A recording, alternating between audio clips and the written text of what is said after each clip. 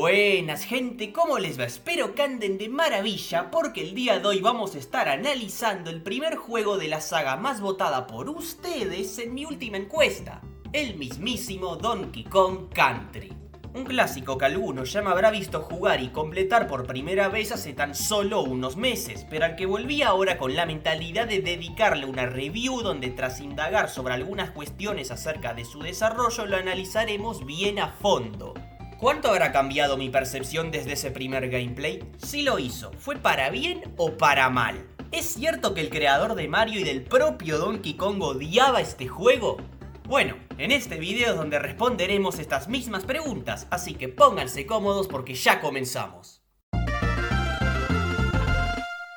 Por más de que ya suponía que este título fue ambicioso desde su temprano desarrollo y era algo consciente sobre su legado e importancia, no dejé de sorprenderme por todo lo que se vio implicado en él desde su temprana concepción, y en medio de un momento muy característico en la historia de los videojuegos.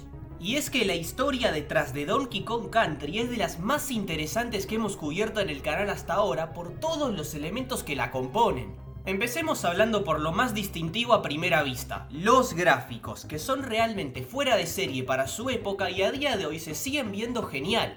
Y no solo se ven así por la ambición de los desarrolladores, sino también por la férrea guerra de consolas que existía en los 90s. Para contextualizar, un año antes del lanzamiento de Donkey Kong Country, tanto la Sega Genesis como la Super Nintendo recibieron en 1993 un juego de Aladdin.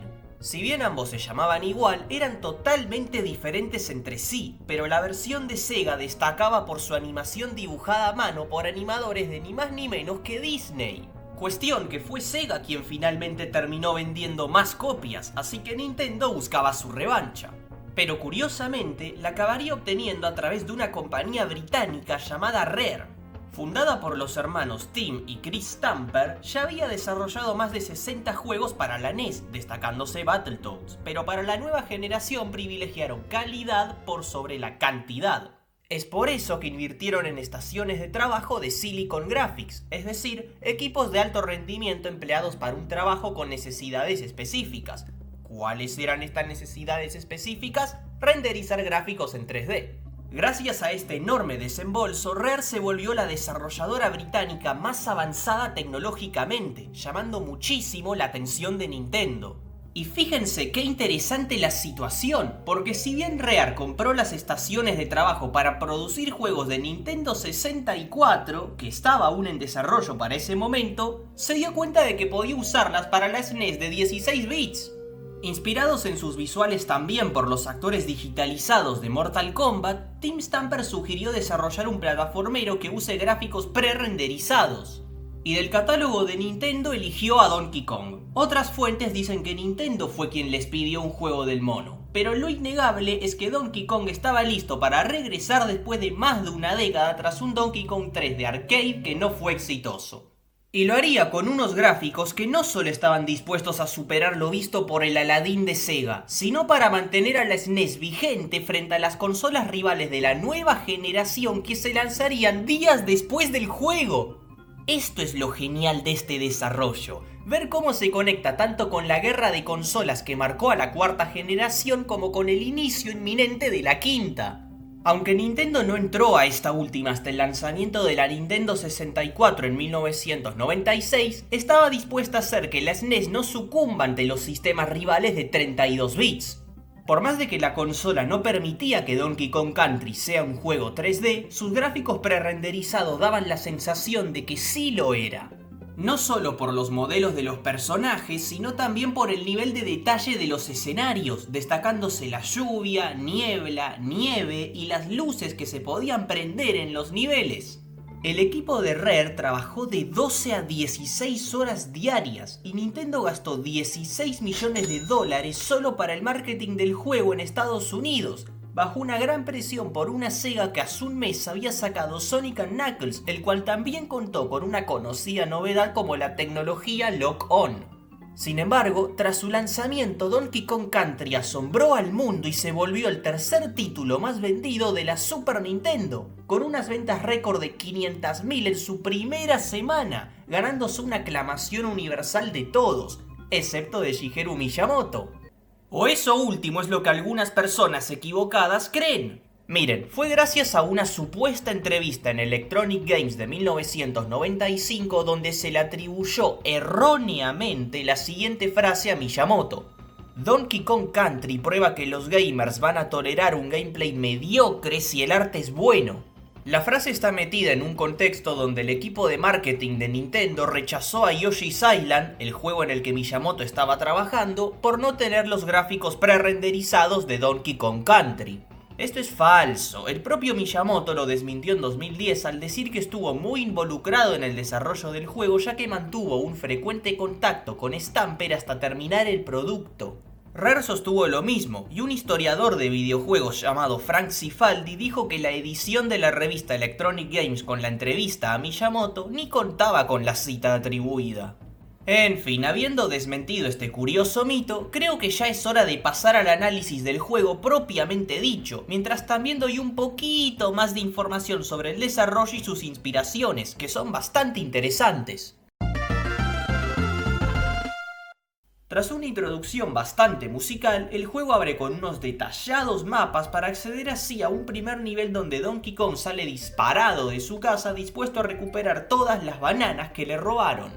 Y es aquí donde se presenta el primer gran elemento distintivo del gameplay, la opción de ir intercambiando entre los personajes jugables, ya que rápidamente encontramos a Diddy Kong en un barril. El hijo de Donkey es más rápido y ágil, pero más débil ante ciertos enemigos que su padre puede eliminar de un solo salto. Por no decir que también puede golpear el suelo para hallar objetos, pero por ahora mantengámonos en la jugabilidad base de ambos monos, porque es el primer gran punto que el título suma a su favor. Los controles son exquisitos al igual que el ritmo del juego, porque como complemento al salto y la chance de levantar objetos tenemos la opción de correr y rodar a modo de ataque, o hasta simplemente para esquivar o pasar por una sección lo más rápido posible. Si queremos aprovechar las ventajas de Donkey o Diddy para algún momento particular, podemos intercambiarlos con un solo botón, sin perder las comodidades inherentes a cada mono.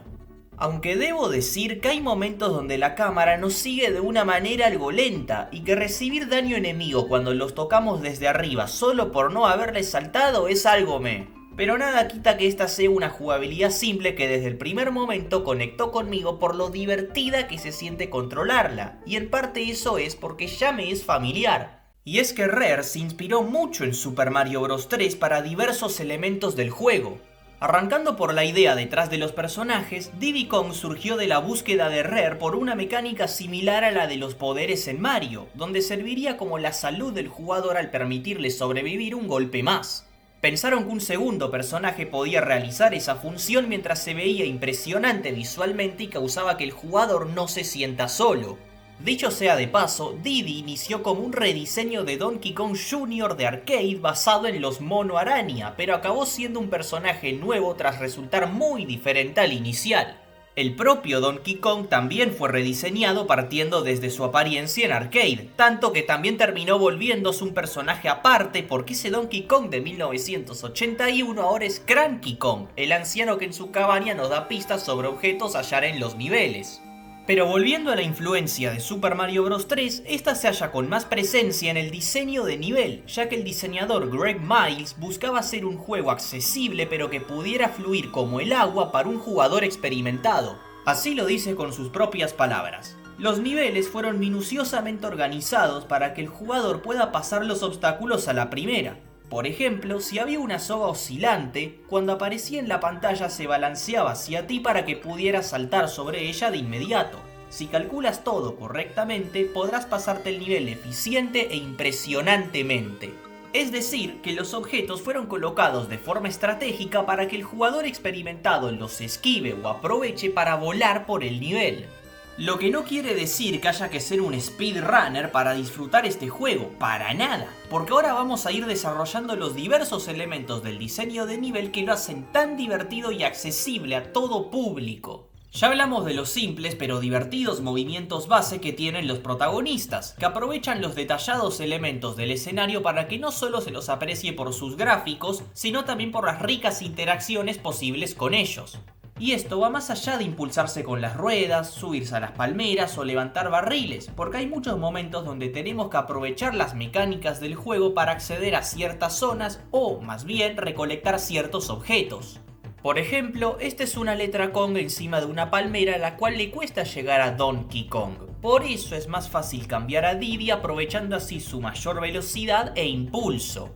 También hay letras obtenibles solo si logramos una cadena de golpes exitosa u otras más rebuscadas donde se halla en un lugar a priori inaccesible para quien no quiere perder una vida. Cuando en realidad lo que se debe hacer es acercarse al borde, rodar y apretar el botón de salto ni bien estemos en el aire para así agarrar la letra mientras sobrevivimos. Letras, letras, letras. ¿Por qué las nombro tanto? Bueno, pasa que ellas son tan solo uno de los elementos coleccionables del juego, que cumplen la función de agregarle profundidad a esta entrega. Los niveles son muy lineales, pero el jugador aún así tiene la libertad de elegir cuánta importancia quiere darle a los coleccionables a la hora de pasarlos. Y francamente, creo que no son pocos quienes van a interesarse por ellos debido a lo bien implementados que están. Los primeros dos mundos son una introducción maravillosa a todo lo que el juego está dispuesto a ofrecer. No por nada son mucho más fáciles que los posteriores, porque siento que querían asegurarse de que el jugador sepa todo lo que se puede encontrar en un nivel antes de afrontar las partes más complicadas. Las letras que mencioné sirven para formar la palabra Kong y así ganar una vida, y los barriles son totalmente versátiles. Ya sea mediante unos que hacen de cañones con una estrella dibujada o algunos que tras impactar con las paredes abren una puerta secreta, van a llevarnos a una sala bonus variable según los casos. A veces constan de un mero lugar para recolectar bananas y una letra, globos que nos dan una vida o un minijuego para obtener una de las 3 fichas de un animal que necesitamos para acceder a otro minijuego. En este manejamos directamente al animal para agarrar cuantas bananas podamos en un tiempo límite, ganando una vida cada 100 que hayamos obtenido. Pero no hace falta pasar por todo esto para controlar un animal porque estos se pueden encontrar incluso en el propio nivel base y son muy divertidos de usar. Están claramente inspirados en Yoshi porque cuentan con alguna habilidad propia y dan vueltas como desesperados y son golpeados hasta que mueran o volvamos a montarlos. Todos son entretenidos y sus habilidades son adecuadas para la especie a la que pertenecen, por no decir que también pueden emplearse para entrar a las mencionadas salas bonus. De golpe, pasamos de la simple jugabilidad de Donkey y Diddy a los diversos factores que incitan al jugador a buscar secretos, bananas y vidas aprovechando todas las oportunidades que se le presenten. Si esto parece abrupto, les juro que el juego lo hace sentir completamente natural, porque las dos cosas que acabo de señalar se complementan de maravilla. Se expandieron los márgenes de maniobra en los niveles partiendo de esa adictiva y placentera jugabilidad base, de modo tal que los frutos obtenidos por mi exploración de los actos los haya sentido como una gustosa profesionalización de mi gameplay. Me explico, cuando hice mi let's play completo de este juego hace unos meses, era la primera vez que lo jugaba y por eso me centraba simplemente en completar los niveles. Si me encontraba en alguna sala bonus era mayoritariamente por casualidad, y no debo haber juntado las 4 letras Kong más de 5 veces. Sin embargo, y pese a mis múltiples enojos por todas las vidas que perdí, este título me divirtió mucho, así que estaba dispuesto a volver a él para elevar ese modesto 47% lo más que pueda, buscando todas las secciones que me había perdido. ¿Y se acuerdan que había dicho que los 2 primeros mundos eran muy fáciles? Bueno, eso no solo se debe a que desde ese punto hay un mayor riesgo de perder, sino también a que ahora los métodos para acceder a las salas bonus y hallar todas las letras son mucho más rebuscados. En algunos casos hay barriles que apenas pueden verse en la pantalla o se encuentran en posiciones algo anti-intuitivas, por no decir que hay otros casos en donde están completamente ocultos y a lo sumo algunas bananas que andan colocadas por ahí nos dan un indicio sobre su presencia. Pero no importa, estaba dispuesto a explorar porque el juego es muy divertido y hace que sus elementos fluyan completamente. Lo que más me gustaba era buscar todas las letras Kong, así que eso hice, y salvo por algunas excepciones donde los caminos secretos no eran muy claros a primera vista, fue un reto muy divertido por lo bien diseñado que estaba. Así que ahí lo tienen. Este juego me pareció divertido cuando buscaba terminar sus niveles sin más y también cuando los exploraba para juntar las letras. Lo que sí, debo confesarles que me decepcionó un poco ver que tras juntar casi todas las letras del juego, mi porcentaje subió solo al 62%, y es que para llegar al 101% característico de este título lo que importan son las salas bonus, no las letras. Y eso me parece en cierto punto una pena, porque ni siquiera te piden hacer un progreso importante en esas salas, sino simplemente entrar a ellas. Literalmente uno puede abandonarlas al segundo de haber entrado porque con eso ya basta para subir tu porcentaje. Mientras que para juntar las letras hay mucho más trabajo incorporado, ya que uno tiene que explorar el nivel buscándolas en orden bajo el riesgo de tener que reiniciarlo porque se olvidó solo una. De hecho, hay salas bonus donde las letras son el principal aperitivo, por eso pensaba que iban a ser mucho más importantes para completar el juego al 101%. Sin mencionar que hasta el resultado de juntar las 4 letras es varias veces más satisfactorio que lo obtenido en las salas bonus, porque juntarlas te da siempre una vida mientras que las salas a veces pueden darte solo un conjunto de bananas. Aclaro, esto no es ni un gran problema ni un punto negativo, no, simplemente es una pequeña cuestión que me hubiera gustado que se resuelva de otra manera, pero eso no quita que mi experiencia haya sido enormemente grata. Llegados a este punto, ¿qué más se puede decir? Este juego brilla tanto para quienes quieren simplemente ir del punto A al punto B como para los que desean juntar todo tipo de ítems o animales. Y quiero resaltar que una cosa no excluye a la otra, ya que el título fluye tan bien que incluso para los jugadores no tan experimentados el detenerse para buscar los objetos que quieren no los va a hacer pasar un rato largo y tedioso, porque todo se funda en la divertida jugabilidad base que señalé al principio. Hasta en niveles bastante avanzados hay letras con relativamente fáciles de obtener, por lo tanto nadie va a sentirse alienado de los grandes méritos de este juego. Pero si hablamos de méritos, creo que aún me falta destacar la Donkey Kong Country, el más importante de todos ellos. Aquel que lo vuelve una experiencia terriblemente consistente y redonda durante toda la aventura. Así es, mi mayor reconocimiento a Donkey Kong Country trata sobre lo excelentemente pulidas que están las mecánicas propias de cada nivel. ¿A qué me refiero con esto? A que si ustedes se fijan, van a ver que a lo largo de los distintos escenarios hay partes que se destacan por una mecánica muy característica. Ya sea columpiarse de soga en soga, esquivar obstáculos en los kartings, mantener el combustible de la plataforma flotante, apagar y prender las luces, ir de cañón en cañón y un largo etcétera. Y en mi opinión, son todas muy divertidas. Eso es lo meritorio, porque de tantas ideas quizá era esperable que hayan algunas bastante mejores que otras, pero en este juego no existe tal disparidad. Quizá los niveles acuáticos sean los menos destacables porque son un freno a la vorágine de correr, saltar, agarrar objetos y entrar a salas bonus, pero aún así son muy buenos y de los mejores que jugué en un plataformero 2D de esta época, ya que algunos de ellos no suelen brillar en estas condiciones. El punto es que la calidad es consistentemente alta y como paquete completo el juego es divertidísimo y además muy claro e inteligente, porque todas esas ideas tan originales de cada nivel están meticulosamente intercaladas entre sí para no extender por demás su tiempo de bienvenida y así otorgar un aire fresco cada vez que aparecen. Estoy seguro que varios de ustedes recuerdan los kartings de este juego, pero quizá no sabían que solo aparecen en 2 niveles de 40.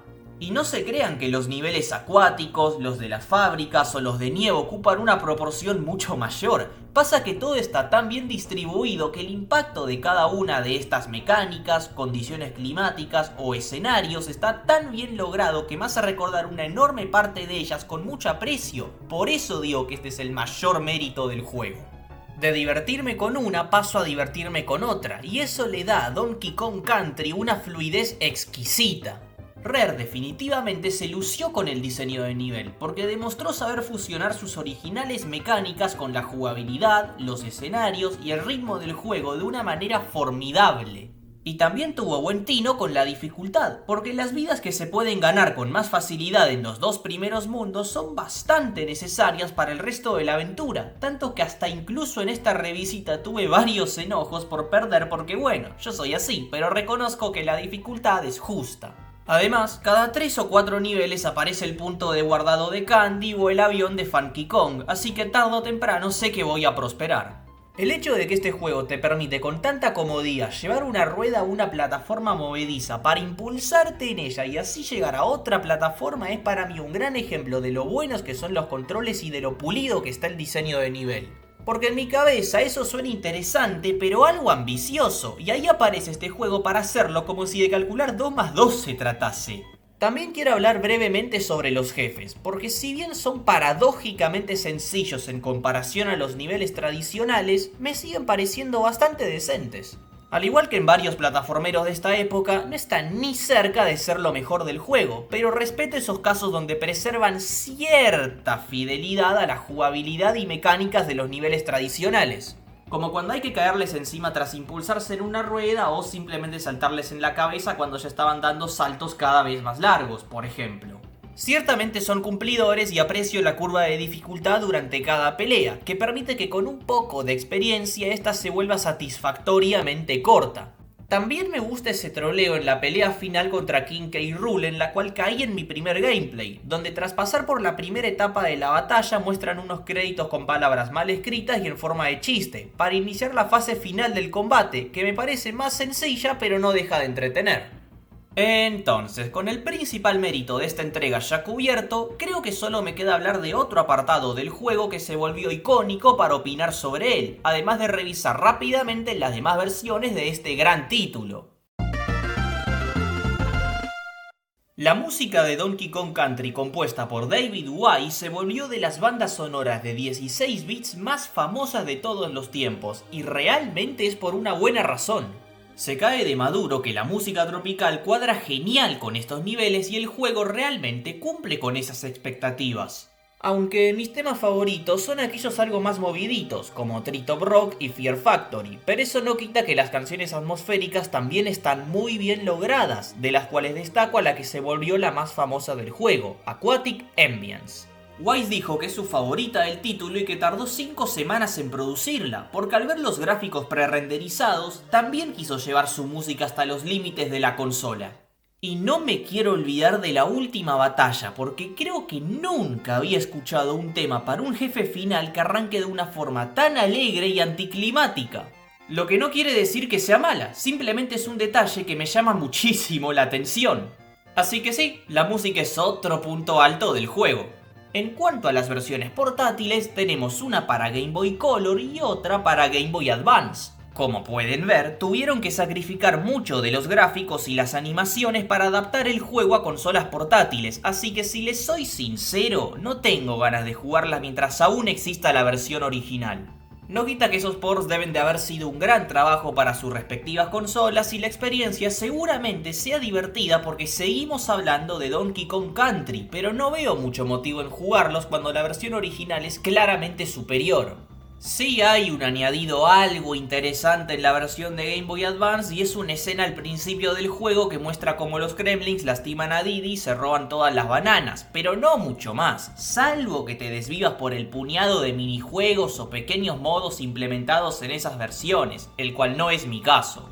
Aunque debo señalar que me gusta que hayan metido en la versión de Advance un modo contrarreloj con sistema de puntuación. Lástima que la diferencia gráfica sea lo que de momento me hace ignorar estas versiones. Pero bueno, la música en el port de Game Boy Color sigue sonando muy bien igualmente.